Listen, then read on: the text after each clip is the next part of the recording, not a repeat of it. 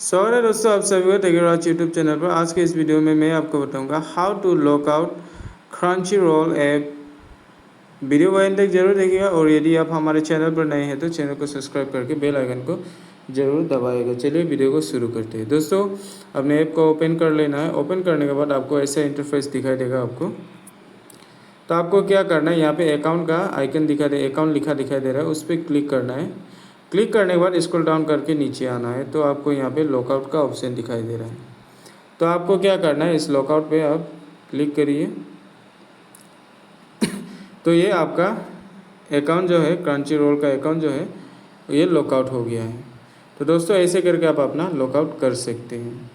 यदि ये वीडियो आपको अच्छा लगा है तो वीडियो को लाइक करिए और सब्सक्राइब करने के लिए मत भूलिए और शेयर भी कर दीजिए। और दोस्तों उम्मीद करता हूँ ये वीडियो आपको पसंद आया होगा। Thank you for watching.